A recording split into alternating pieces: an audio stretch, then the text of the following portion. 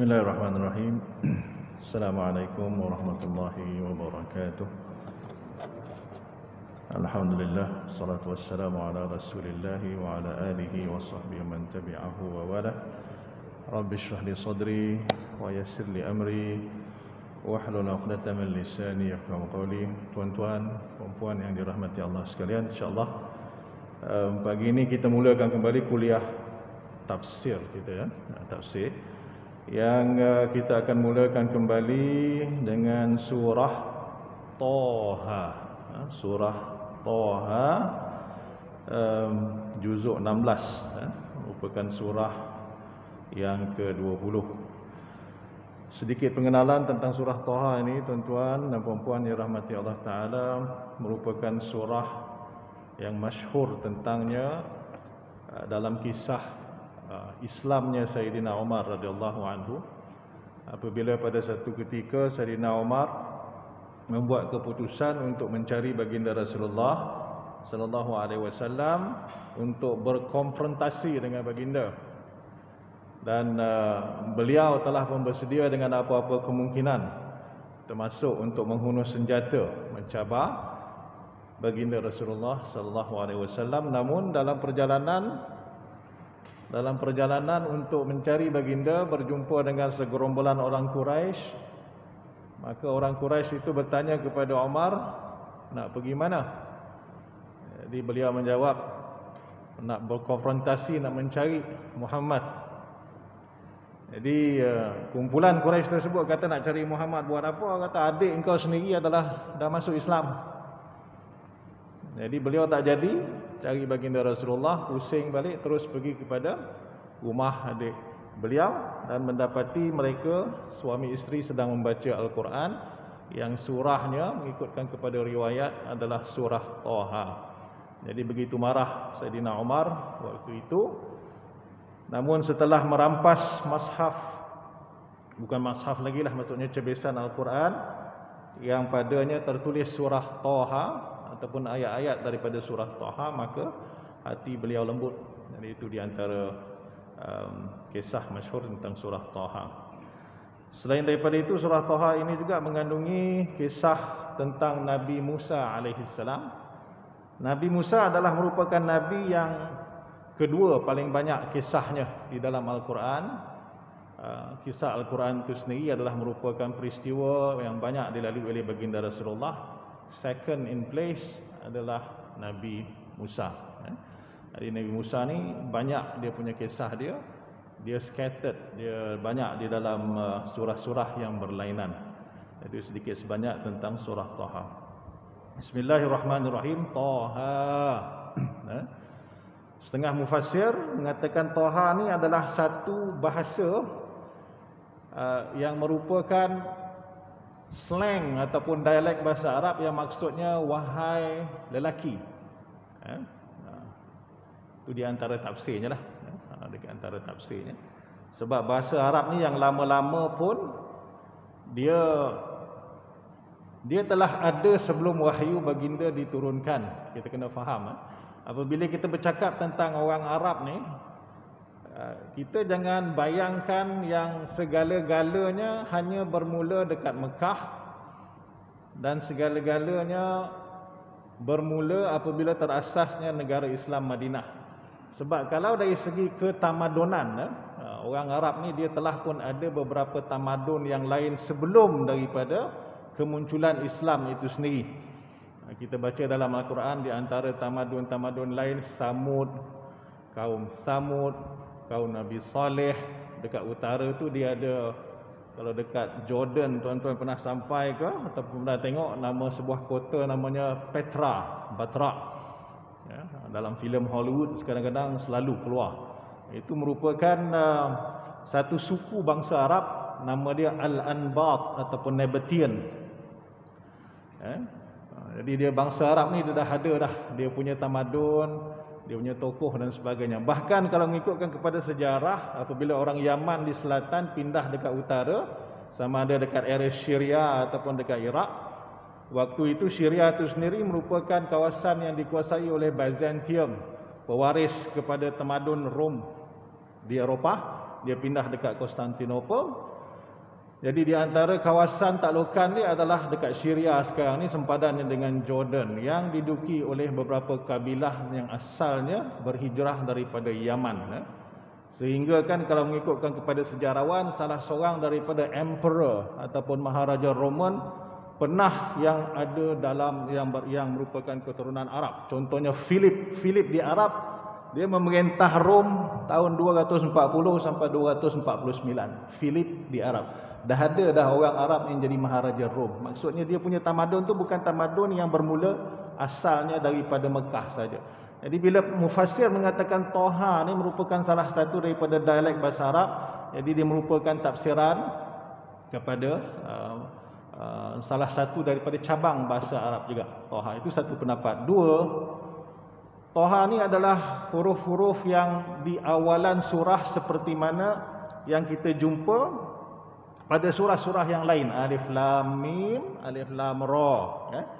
Jadi di antara sebabnya kenapakah Allah Subhanahu Wa Taala memulakan sesetengah surahnya dengan huruf-huruf ini, ada sebab dia. Jadi mufassir mengatakan dan juga ulama mengatakan di antara hikmahnya ialah untuk menunjukkan bahawasanya Al-Quran ini adalah sebenar-benarnya diturunkan oleh Allah Subhanahu Wa Taala kepada Rasulnya dan bukanlah karangan dan ciptaan baginda Rasulullah. Kerana apa? Kerana baginda Rasulullah merupakan seorang yang illiterate, yang tak boleh nak baca. Orang yang tak boleh nak baca ni dia tak kenal huruf. Jadi dalam keadaan bagaimanakah wahyu ini boleh didakwa merupakan karangan baginda Rasulullah kalau sekiranya Rasulullah sendiri bukanlah merupakan seorang yang tahu membaca dan kenal huruf. Jadi itu hikmah dia. Maksudnya dekat situ apabila baginda membacakan Al-Quran Toha, dia baca bunyi huruf. Kita tak bunyikan benda tu macam Alif Lam Mim, kita baca satu-satu. Alif Lam dengan Mim. Kalau kita baca Alam Nashrah pun, tuan-tuan perhatikan dekat Alam Nashrah tu Alif Lam Mim juga mula-mulanya. Tapi kita baca Alam. Ini kita bunyikan huruf tersebut Alif Lam dengan Mim. Menunjukkan apa? Sebutan huruf tersebut. Menunjukkan orang yang tahu huruf bukanlah merupakan orang yang tak tahu baca. Jadi macam manakah Muhammad ini boleh mengetahui huruf, sedangkan memang beliau terkenal bukanlah merupakan seorang yang tahu membaca. Illiteracy ni, tak tahu baca ni bukanlah sesuatu yang merupakan satu yang common, yang biasa, very commonplace, sesuatu yang biasa sangat dekat masyarakat jahiliah waktu itu. Jadi manusia waktu itu membaca merupakan satu privilege. Jadi itu adalah tanda maksud Toha tersebut. Alif Lam Mim Toha. Jadi tujuan dia adalah untuk memberikan impression bahawasanya yang mendapat wahyu ini bukanlah mendatangkan sesuatu yang merupakan karangan beliau sendiri. Nombor 3, Toha ni tuan-tuan bukanlah merupakan susunan huruf yang mempunyai makna. Walaupun ada takwilan yang cuba dibuat, secara umumnya dia bukanlah merupakan sesuatu yang diketahui maksudnya. Jadi oleh kerana itu dia adalah merupakan susunan huruf yang tidak membawa makna yang tertentu seperti Alif Lam Mim, Alif Lam Ra, Kaf Ha Ya Ain Sad dan sebagainya yang merupakan permulaan huruf-huruf surah. Apakah hikmah, apakah maksud di sebalik tersebut? Menunjukkan Allah Subhanahu Wa Taala apabila menggabungkan huruf-huruf ini, gabungan itu merupakan sesuatu yang bukanlah arbitrary, dipanggil secara rambang. Makna ni tuan-tuan di dalam huruf ialah apabila kita gabungkan perkataan, makna dalam perkataan adalah apabila kita gabungkan huruf-huruf membentuk susunan yang tertentu. Jadi kalau saya sebut sesuatu salah, saya sebut yasa, tuan-tuan tak boleh nak faham dah. Saya sebut pika, tak boleh lah nak kata macam mana. Kerana apa? Kerana susunan huruf itu sendiri membawa kepada makna. Begitu juga dalam keadaan bahasa. Allah Ta'ala memberikan kita isyarat bahawasanya bahasa ini adalah sesuatu yang merupakan penyerlahan kepada kebesaran dan keagungan Allah Ta'ala apabila huruf-huruf ini yang asalnya tidak mempunyai makna tapi digabungkan untuk mendatangkan makna. Jadi itu di antara yang lebih dalam lagi tafsiran kenapakah pada mula-mula beberapa surah dimulakan dengan beberapa huruf. Sebab huruf-huruf itu sendiri kalau tidak digabungkan mengikut susunan tertentu, maka ia tidak akan mendatangkan makna. Jadi ceritanya bagaimanakah huruf-huruf itu tersebut digabungkan? Siapa yang gabungkan? Macam mana dia digabungkan? Jadi itu sampai sekarang kalau sesiapa yang belajar ilmu bahasa ataupun dia punya term moden dia dipanggil sebagai linguistik, ya. Kita belajar linguistik ni kita tengok daripada mana asalnya bahasa. Macam mana pula boleh timbulnya huruf-huruf dengan sebutan itu sendiri. Adakah nenek moyang kita dulu duduk ramai-ramai bermesyuarat kata nak panggil ini sekian-sekian bunyi huruf, itu sekian-sekian bunyi huruf? Itu mustahil. Macam mana nak panggil orang mesyuarat nak duduk sama-sama dalam keadaan bahasa tak ada? Bahasa tak ada, saya nak cakap dengan tuan-tuan macam mana tuan-tuan bukan boleh faham saya tak boleh nak faham tuan-tuan kalau tak ada bahasa. Jadi doesn't make sense kalau umpama kita kata bahasa ni ciptaan manusia sebab nenek moyang kita duduk sama-sama berbincang macam mana bunyi huruf sekian-sekian, macam mana bunyi perkataan sekian-sekian. Ini kita nak nama apa? Ini kita nak bunyikan apa? Jadi kerana itu orang-orang yang mengkaji bahasa di barat sampai hari ini tidak dapat mendatangkan dengan satu teori berkenaan dengan the origin of language ataupun asal usul bahasa. Ya, kerana apa? Kerana bila kita tengok bahasa ini sendiri merupakan sesuatu yang dikurniakan Allah Ta'ala kepada manusia. Dalam surah Al-Baqarah Allah Ta'ala kata wa'allama Adamal asma'a kullaha. Maksudnya bahasa itu dicipta sekali dengan manusia. Tak boleh jadi manusia itu dicipta dulu, bahasa kemudian. Seperti macam-macam teori evolution Darwin. Dia kata kita manusia ni boleh bercakap sebab evolusi kita punya bentuk badan berubah daripada bentuk beruk. Bila beruk tu dia punya leher pendek. Jadi sebab evolusi leher kita panjang, larynx kita panjang, ya, sebab tu kita boleh mengeluarkan bunyi-bunyi tertentu. Cuma dia punya disadvantage dia ialah bila leher kita panjang ni kita mudah tercekik. Beruk dia tak tercekik sebab leher dia pendek. Dia punya saluran udara dan sebagainya. Darwin kata macam tu, but it doesn't make sense. Tak boleh nak kata macam tu. Sebab apa? Kita cuba bayangkan macam mana in the very first place kalau umpama kata mereka ni nak duduk sama-sama bincang, bahasa tak ada, ya? Jadi dalam keadaan bahasa tak ada, bagaimanakah perkara ini boleh berlaku? Jadi 3 perkara tu tuan-tuan daripada Toha. Saya ulang balik. Yang pertama ada tafsiran dia yang maksudnya adalah wahai lelaki, ya rajul. Itu yang merupakan salah satu daripada tafsiran ulama. Keduanya Toha maksudnya adalah sebagai satu isyarat bahawasanya ia merupakan surah ini, Al-Quran ini merupakan wahyu dan bukanlah karangan baginda Rasulullah. Kerana kalau dia merupakan karangan baginda Rasulullah, bagaimana pula baginda boleh mengetahui huruf-huruf tersebut? Ketiga, menunjukkan kebesaran Allah Ta'ala dalam menciptakan bahasa, meletakkan bahasa, menggabungkan perkataan-perkataan, menggabungkan huruf-huruf tertentu. Huruf 20 lebih, tak sampai 30 lebih. Daripada 30 lebih itu kita boleh membuat bermacam-macam perkataan, ya? Kalau kita belajar bahasa, dia kata kita punya huruf ni, letters ni, dia kata very infinite. Dia kata infinite ni very limited lah, tak sampai 30 lebih. Tetapi from that infinity, daripada infinity yang tersebut kita boleh janakan, boleh buatkan macam-macam perkataan, which is infinite. Sorry, yang tadi perkataan infinite lah, maksudnya dia terhad. Tetapi dalam keterhadan itu dia boleh membuat perkataan yang jumlahnya tidak terhad. Di antara kebesaran Allah Ta'ala. Dan sampai sekarang lagi manusia tak tahu, bukalah kitab macam mana pun, daripada manakah asal usul bahasa, macam mana bahasa boleh timbul, ya? Macam mana pula bahasa boleh, pada panjang cerita dia. Yang mudahnya ialah kita mengatakan ini adalah tanda kebesaran Allah Ta'ala. Inna khalaqnakum min dzakarin wa untha wa ja'alnakum syu'uban wa qabaila lita'arafu. Allah Ta'ala jadikan kita dalam bentuk bangsa-bangsa yang berbeza supaya kita mengenal di antara satu sama lain. Itu adalah di antara tanda kebesaran Allah Ta'ala. Yang kedua, ma anzalna 'alaikal qur'ana litashqa, dan kami tidak menurunkan Al-Quran kepadamu wahai Muhammad supaya engkau menanggung kesusahan. Jadi ayat nombor 2 ini mengikut kepada ahli tafsir diturunkan ketika mana baginda diperlekehkan oleh orang Quraisy yang sedang berada dekat Kaabah apabila melihat baginda Rasulullah dan juga orang-orang Islam berdiri solat dalam keadaan yang lama. Dia kata, susahlah agama ni wahai Muhammad. Satunya, banyak benda yang kita tengok kau buat ni lama, menyusahkan, dia kata. Jadi dia kata, macam ni payahlah. Dia rasa tak tertarik lah dengan Islam ni sebab menyusahkan dia kata. Litashqa. Itu asal usul dia.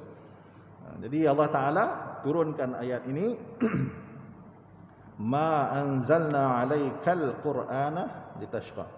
Satunya, ayat nombor 2 dalam surah Taha ni menunjukkan lagi bahawasanya kitab ini, wahyu ini adalah diturunkan kepada baginda sallallahu alaihi wasallam. Ini merupakan reference. Kalau kita dalam pentadbiran biasanya kita panggil apa? Punca kuasa kan? Reference, sumber mana? Sama ada akta ataupun undang-undang ataupun paling tidak pun minit mesyuarat. Jadi ini merupakan dia punya statement yang mengatakan wahyu ini adalah sesuatu yang diturunkan oleh Allah Ta'ala kepada baginda Nabi Muhammad. Where is the reference? Ini dia punya reference. Keduanya maksudnya dekat situ, bagaimanakah hati-hati orang yang kalau tidak ada iman, dia akan mentafsirkan sesuatu itu yang bagi orang beriman adalah satu manfaat. Orang yang bukan beriman, dia akan tengok dia other way around. Dia akan tengok benda tu terbalik. Kita nampak kita sebagai orang Islam, kita semayang 5 kali sehari, alhamdulillah Allah Ta'ala telah bukakan jalan kepada kita untuk kita beribadah kepadanya. Ada syariatnya, ada tata caranya, ada waktunya dan sebagainya. Tetapi orang-orang yang tidak ada iman, mereka mengkritik. Dia kata, kenapa pula Islam ni nak kena azan sampai 5 kali satu hari? Kenapa pula nak kena semayang 5 kali satu hari? Nampak? Sampaikan dia punya kuang hajarnya, dia boleh kata, Tuhan orang Islam ni masalah apa? Ada inferiority complex ke nak kena puji sampai 5 kali sehari? Biadab. Sebab apa? Tak ada iman. Nampak? Bila tak ada iman ni, semua benda yang kita tengok dia terbalik. Bila orang ada iman, kita tengok satu benda tu lain takwilan kita, tafsiran kita. Jadi orang-orang yang musyrik bila tengok baginda Rasulullah solat, doa panjang-panjang dekat Kaabah, dia kata, oi susahlah.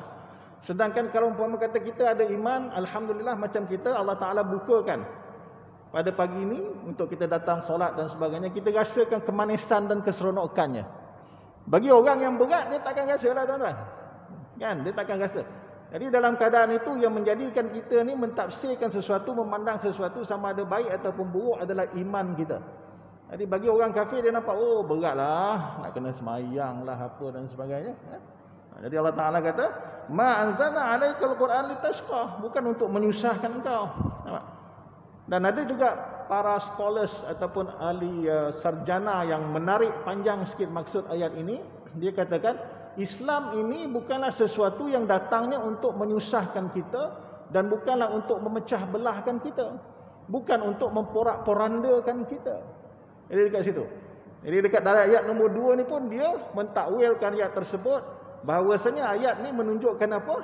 Jalan Islam ni merupakan jalan kesederhanaan tengah-tengah. Sebab dia meletakkan sesuatu tu in balance. Nampak? In balance. Sebab wasatiyah ni kita kena perlu tahu maksudnya bukanlah kesederhanaan dalam keadaan kita tidak memperdulikan sesuatu. Tak boleh juga. Itu tak boleh juga. Dalam keadaan kita tak rasa sesuatu. Tak boleh juga. Nampak? Kan? Kita tak cakap sesuatu, kita tak rasa sesuatu. Nampak? Kalau macam apa Martin Luther King sudah dikata apa yang akan menjadikan kita ingat ialah bukanlah kata-kata kawan-kawan kita, tetapi apabila diamnya kata-kata musuh-musuh kita, tetapi apabila diamnya kawan-kawan kita. Diam tak bercakap, tak ada pendapat dan sebagainya. Tak boleh. The other way around, terlalu ekstrim tak boleh juga. Ekstrim. Kita tengok macam ISIS dan sebagainya, ini merupakan satu fenomena yang betul. Dalam keadaan orang ISIS itu dia kata dia mempersoalkan iman orang-orang yang bersyahadah ahli kiblat macam kita. Dia kata ni tak boleh, ni kafir. Ada pula hukum dan fatwa kadang-kadang ISIS ni pegang, walaupun dah bertaubat tetap kena dibunuh. Disebabkan apa? Sama ada dibakar apa dan sebagainya. Ekstremism tak boleh. Jadi ayat ini juga menunjukkan kepada kesederhanaan, maksudnya Islam bukanlah datangnya untuk memporak-porandakan, bahkan untuk memberikan kebaikan bagi kita. Di ayat itu dijelaskan pada ayat nombor 3, illa tadhkiratan liman yakhsha, kecuali satu peringatan kepada mereka yang takut. Peringatan ni tuan-tuan adalah sesuatu yang sebelum terjadinya benda yang diperingatkan tersebut. Sebab itu namanya peringatan. Kita bawa kereta dekat highway, dia tulis 110. Untuk beri peringatan kat kita, kalau dalam keadaan kita laju lagi, mungkin kita akan tersasar, mungkin kita akan terlibat dengan sesuatu kecelakaan dan sebagainya. Itu namanya peringatan. Dalam keadaan apabila peringatan itu datang, keadaan itu belum berlaku, masih lagi okey. Jadi di situ Al-Quran ini turun untuk memberikan kita satu peringatan sebelum datangnya satu perkara yang lebih dahsyat. Kematian kita, apa yang akan berlaku di akhirat dan sebagainya, mungkin malapetaka dan sebagainya. Maka itulah peringatan. Jadi orang-orang yang beringat ialah orang-orang yang dalam keadaan dia comfortable, dia masih lagi belum melalui kegetiran, ujian, malapetaka dan sebagainya tersebut. Jadi dia dah ingat awal-awal.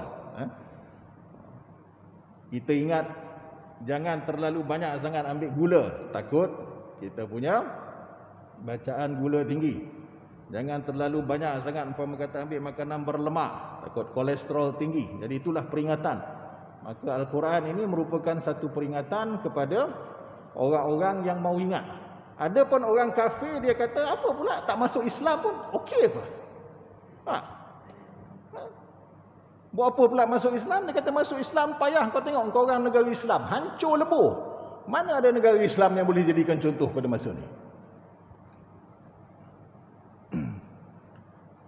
Tengok mana-mana satu model yang kita boleh katakan negara Islam, yang kita kata ni, kita slogankan Islam adalah cara hidup. Kita kata al-Islamu ya'lu wa la yu'la alaih. Islam ni adalah sesuatu yang tinggi, yang tidak ada sesuatu yang lebih tinggi daripada dia. Kan? Orang putih kata apa? Hello. Hello. Tengok balik negara awak macam mana? Indeks global rasuah pun tak lepas. Berapa kerat aja negara Islam duduk dekat 10 apa yang 10 ke atas. Mana Islamnya? Nampak? Jadi dia kata, buat apa nak ikut? Nak ikut. Tapi kita tahu masalah kita umat Islam pada hari ini adalah masalah yang bukan sekadar yang diperlihatkan oleh mereka begitu. Kita masalah sistem, masalah kepimpinan dan banyak lagi cerita dia. Dan. Tapi kalau mengikutkan kepada pula indeks kepada komitmen, kedalaman, kepercayaan dan keimanan, orang Islam kita tak boleh nak lawan. Ada pula kajian yang begitu. Jadi tak boleh kita nak ambil sesuatu itu dalam keadaan yang terlalu mudah. Sebab apa? Kalau tidaklah dengan apa yang kita rasakan ini, maka tidak akan diimarahkanlah masjid-masjid, institusi keagamaan dan sebagainya. Memang kita ada masalah kepimpinan. Kan? Sebab kepimpinan bila tak kuat, itulah jadi masalah dia. Orang Arab kata, dalam satu peribahasa dia kata, sekumpulan tentera Arnab yang kalaulah dipimpin oleh seekor singa, maka mereka mempunyai peluang untuk menang bila bertarung dengan sekumpulan tentera singa dipimpin oleh seekor arnab. Kan? Maksudnya kalau kita ni pun handal-handal, pemimpin macam tu tak boleh nak pergi juga. Baiklah kita ni lemah kalau pemimpin kita handal. Jadi itu masalah krisis kepimpinan kita. It is not that easy, bukan mudah macam tu. Jadi but the fact is that kita alhamdulillah dengan iman kita masalah sistem. Di barat sistemnya kuat, orang-orangnya tidak ada tujuan hidup. Berapa banyak masalah-masalah bunuh diri apa dan sebagainya. Jadi kat sini kita perlu fahamlah, illa tazkiratan liman yakhsha, maksudnya kita ni ingat disebabkan dalam keadaan kita tahu ada sesuatu yang akan datang dalam hidup kita. Orang kafir pula dia tak nampak benda tu. Dia nampak benda ni life is life. Nak kata macam mana? Apa yang masalahnya kita yang percaya dekat Tuhan ni tak boleh nak terima fakta kita hidup, lepas tu kita mati, lepas tu kita jadi tanah. That's it. Kan? Betul dalam surah Yasin ni mereka ni nanti akan apabila dibangunkan di hari akhirat, ya wailatana man ba'athana min marqadina hadza. Dibangunkan, siapa pula yang bangunkan kita ni? Tiba-tiba dah bangun balik pada hari akhirat nanti. Jadi itu. Namun kita dalam keadaan ini kita ingat sebab apa? Kita akan didatangkan dengan kematian. Akan ada hari di mana kita diperhitungkan amalannya. Jadi orang-orang yang kafir dia tak rasa macam tu. Sebab apa? Rahmat Allah itu turut meliputi mereka yang tidak beriman di dunia. Sebab itu Allah Ta'ala ada Ar-Rahman, Ar-Rahim. Maksudnya apa? Yang pemurah Allah Ta'ala tak kisah, dia bagi belaka. Dalam sebuah hadis disebutkan, idza kanatid dunya, sekiranya dunia ni tusawi 'indallahi nisfa janahi ba'udatin. Dia kata, kalaulah dunia ni sama nilai ni di sisi Allah dengan sebelah kepaknya seekor nyamuk. Kalaulah dunia ni nilai dia sama di sisi Allah dengan nilai sebelah kepak nyamuk, lama saqallahu al-kafira nuqtatan minal ma'. Nescaya Allah Ta'ala tidak akan memberikan walau setitik air pun kepada orang yang kafir. Nampak? Tapi bila rahmat Allah Ta'ala ni meliputi, tak kisahlah orang kafir dia nak buat apa dan sebagainya, dia lebih kaya daripada kita, dia lebih berilmu daripada kita. Sebab itu adalah diberikan oleh Allah Ta'ala, sebab Allah Ta'ala tidak mengira kerana Allah sifatnya adalah Ar-Rahman. Tapi hati-hati sebab apa? Dia ada Ar-Rahim. Ar-Rahim ni apabila rahmat dia hanyalah kepada orang-orang yang beriman sahaja di hari akhirat kelak. Jadi dekat dunia Allah Ta'ala bagi. Bolehlah rasa mendabik dada, tak ada apa-apa pun. Kadang-kadang kita tengok dalam hidup orang-orang yang tak semayang, tak ada apa ni kan, sihat semacam. Darah tinggi tak ada, kencing manis tak ada, kolesterol okey. Tapi kita ni kadang-kadang Allah Ta'ala uji macam-macam, sebab ujian. Kadang-kadang apa yang Allah Ta'ala bagi itu, dia merupakan sesuatu yang berbentuk istidraj. Dia bagi macam Fir'aun. Fir'aun umur tua. Dia memerintah pun 70 tahun lebih. Umur dia kita tak tahu berapa exactly. Tapi tidak pernah, walaupun sekali dalam hidup, sesema pun tak pernah kena. Sesema pun tak pernah kena. Mungkin tak pernah bersin Fir'aun. Punya dahsyat. Tapi adakah kita nak mengatakan bahawasanya orang-orang yang macam tu merupakan orang-orang yang mendapat nikmat daripada Allah Ta'ala? Sebab nikmat ini boleh menjadi ujian. Dan kadang-kadang ujian nikmat itu boleh menjadi sesuatu yang lebih susah lagi untuk kita tanggung daripada ujian kesusahan. Ramai orang boleh tanggung ujian kesusahan dan ingat Allah Ta'ala. Tetapi tak ramai orang boleh tanggung nikmat kesenangan dan kemewahan dan ingat Allah Ta'ala. Jadi itu ayat nombor 3, illa tazkiratan liman yakhsha tanzilan mimman khalaqal arda was samawati al-ula. Jadi ayat yang nombor 4 ni sepatutnya menggetarkan jiwa kita. Sebab apa? Yang kita baca ni adalah tanzilan mimman khalaqal arda was samawati al-ula, yang menurunkan daripada dia yang menciptakan bumi dan juga langit. Jadi kita datang, iman kita ni adalah iman kepada pencipta kita. Kita tak tahu kita di mana sebelum daripada kita dilahirkan. Tak ada orang boleh beritahu jawapan. Tak ada orang boleh tahu roh jiwa kita ni yang kita rasa sebagai aku dalam badan ni daripada mana datang dia. Tak ada orang boleh beritahu. Jadi apabila kita tak boleh beritahu, bukankah itu maksudnya kita ni diciptakan? Kita tak cipta diri sendiri. Kita tak tahu pun, Masya Allah, apa yang akan berlaku pada diri kita. Kita tak pernah minta pun bilakah kita patut dilahirkan, bilakah kita patut dimatikan. Kita tak pernah tahu pun rezeki kita. Kita tak pernah tahu pun bagaimanakah rezeki Allah Ta'ala bagi kepada kita, pasangan kita, anak-anak kita. Banyak benda yang kita tak tahu daripada apa yang kita tahu. Bukankah itu menunjukkan kita ini diciptakan? Bukankah itu maksudnya ada penciptanya? Bukanlah sesuatu yang datang daripada kebetulan. Tapi orang kafir dia nampak, oh semua ni coincidence. Semua ini adalah coincidence. Jadi kita yang beriman, kita nampak semua ini adalah sesuatu yang merupakan tanda keagungan dan kebesaran Allah Ta'ala. Wa fi anfusikum afala tubsirun, dan di dalam diri kamu tidakkah kamu melihat? Allah Ta'ala kata, dalam jiwa kita, diri kita ni pun banyak tanda-tanda kebesaran Allah Ta'ala. Sebab tu kita baca dalam Al-Fatihah, Alhamdulillahi Rabbil Alamin. Rabbi, Rabbun dengan ilahun ada beza. Walaupun dalam bahasa Melayu maksudnya Tuhan. Ya? Sebab apa? Ilahun sembahan, Rabbun pentadbir, yang memantau, yang mentadbir, yang menguruskan. Sebab tu beza dia. Tapi dalam bahasa Melayu kita terpaksa pakai satu terjemahan yang sama, Tuhan. Sedangkan dalam bahasa Arab dia ada Rabbun dan dia ada ilahun.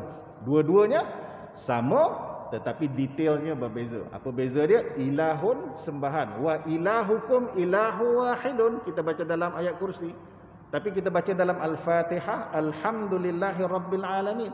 Maksud Rabb itu yang mentadbir. Dalam badan kita ni yang mentadbir siapa dia? Degupan jantung kita, segala aliran darah dalam tubuh kita, pergerakan itu, pergerakan ini, bakteria apa dan sebagainya.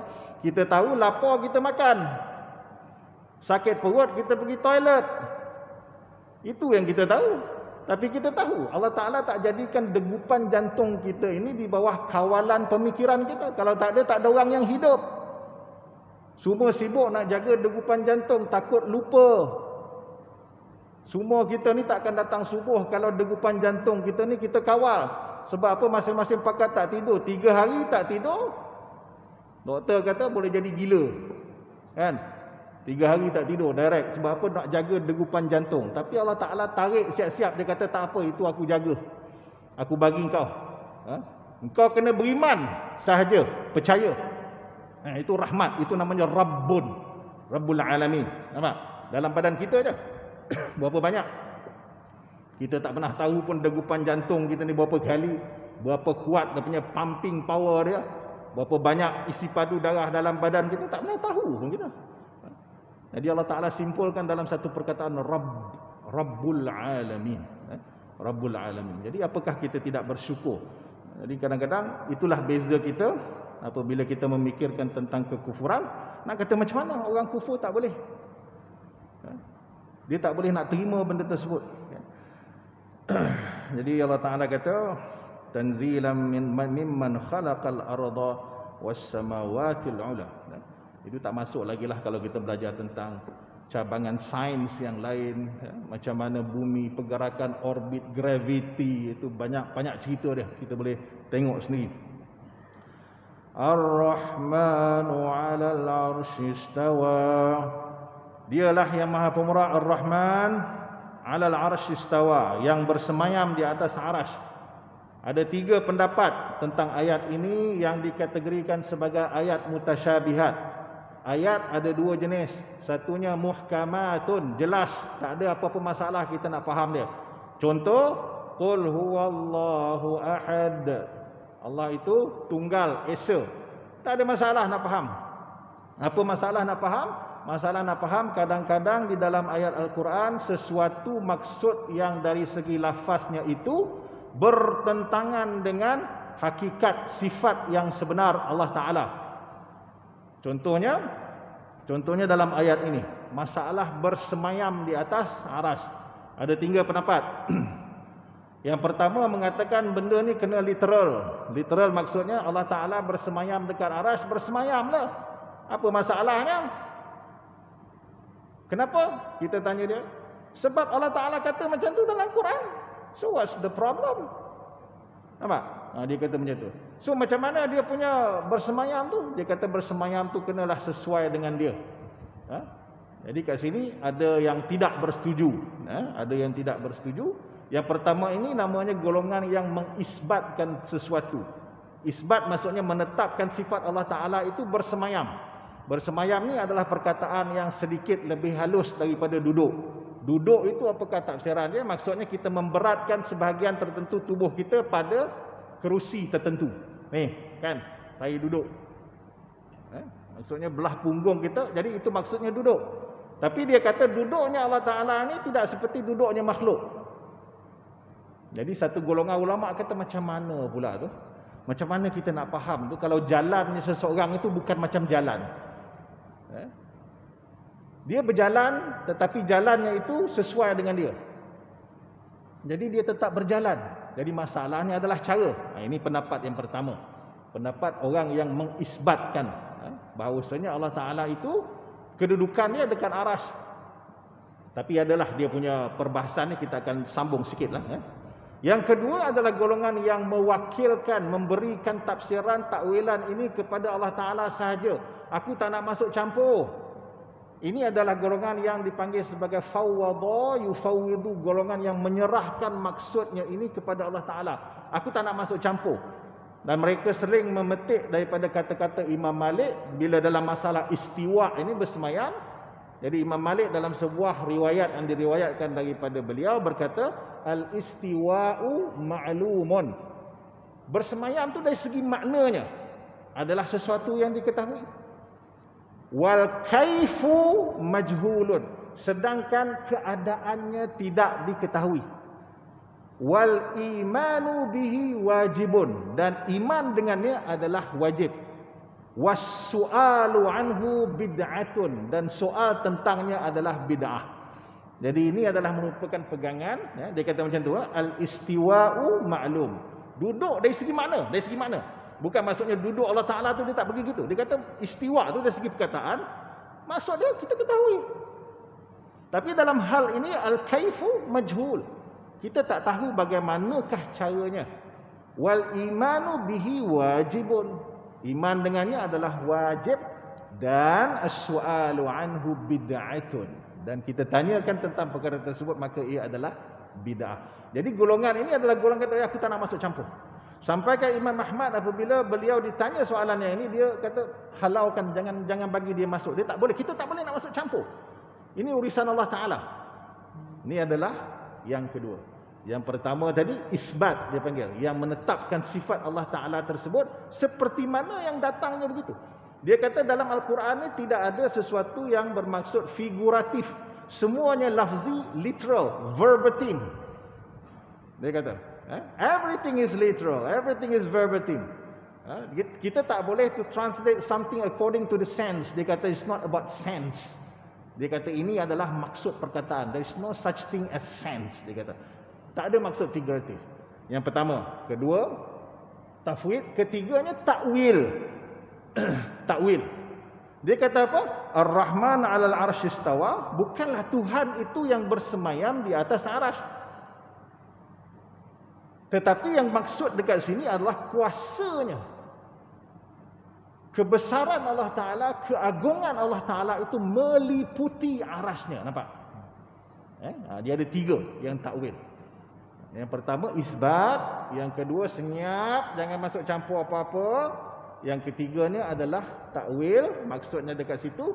Dalam ayat ini, kita kalau ambil maksudnya secara literal, maka ia akan menyalahi sifat Allah Ta'ala. Sebab apa? Disebut dalam Al-Quran, laisa kamithlihi syai'un. Ayat ni ayat yang besar maksudnya. Tidak sama sesuatu yang nak disamakan dengan Tuhan. Tuan-tuan kena faham kat situ kalau kita kata gelas dengan botol. Gelas sama dengan botol. Okay? Kalau maksud gelas sama dengan botol, ayat tu akan jadi laisa. Laisa mislahu syai'un. Dia tak ada ka tu tak ada. Itu dalam keadaan kalau kita nak katakan gelas ini sama dengan botol. Tetapi dalam ayat laisa kamitslihi syai'un, yang nak disamakan dengan botol ini pun dah tak sama dengan Allah Ta'ala. Begitu. Jadi maksud laisa ka tu penting. Dia satu perkataan tapi maksudnya dia menjadikan sesuatu yang nak disamakan dengan Allah itu pun dah tak sama. Macam mana kita nak samakan sesuatu dengan Allah Ta'ala sedangkan apa yang kita nak samakan itu pun dah tak sama. Itu maksud laisa ka mislihi syai'un. Jadi dalam kita menangani ayat-ayat mutasyabihat ini, maka golongan yang mentakwilkan mengatakan kita tak boleh nak ambil maksudnya secara literal. Dia menyanggah golongan yang pertama. Golongan yang pertama tadi yang isbat kata kita nak buat macam mana dah Allah Ta'ala kata macam tu. Nampak? Dia kata pula, kalau masalahnya Allah Ta'ala tu kalau bersemayam pun tak boleh, cacatlah Tuhan macam tu. Nampak? Dia kata gitu. Cacatlah Tuhan macam tu. Sedangkan golongan yang nombor 3 ni kata, kita tak boleh nak samakan sesuatu yang sifatnya manusiawi, makhluk dengan sifat Allah Ta'ala. Yang pertama tadi lain, yang ini lain. Nampak? Kat situ. Jadi golongan yang pertama ini disanggah oleh golongan yang ketiga. Mereka berkata, bagaimanakah tuan-tuan boleh mengatakan dalam Al-Quran tidak ada maksud figuratif, dipanggil majaz dalam bahasa Arab.